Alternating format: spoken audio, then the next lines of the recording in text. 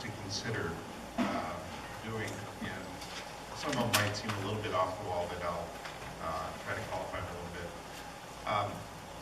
There's been a lot of concern about how all of the natural resources are in the state are owned by outside interests. And that's probably outside of the scope of what you can do in a conference like this.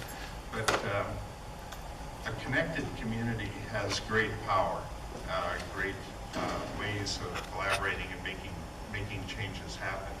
So the first thing I'd recommend for Richwood is a citywide Wi-Fi network that people can tap into.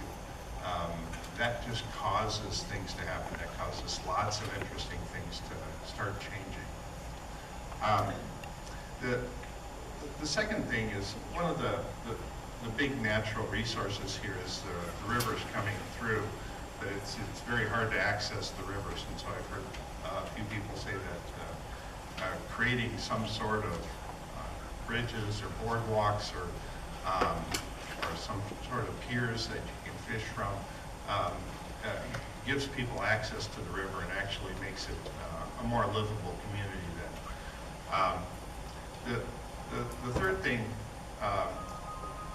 it's the idea of creating an individual identity to take control over your own destiny.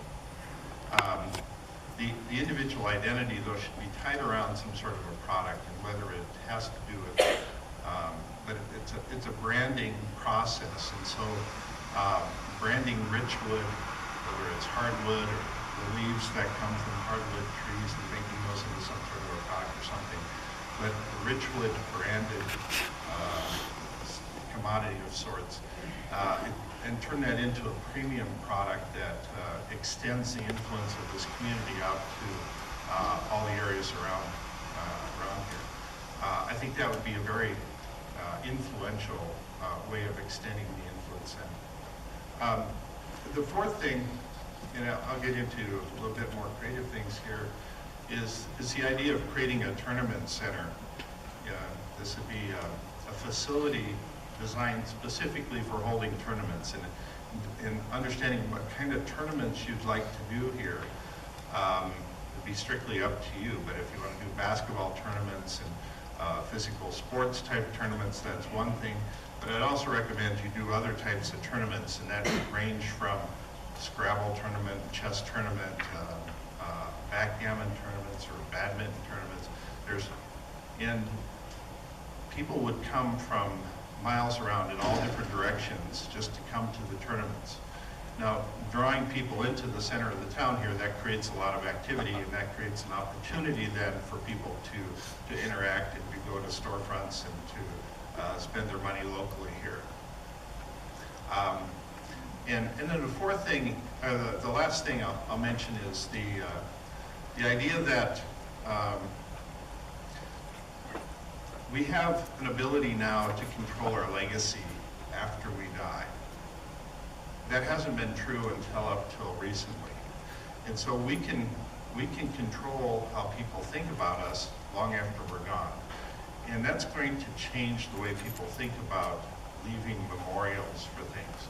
And having the city set up places where people can leave memorials around the city so that people can leave a legacy, if you will. And these things can be as minor as a park bench, but it could be more like in the order of gazebos or artwork or bridges across the river, or even something even more significant than that. Creating spaces for all these memorials, I think, will be real interesting.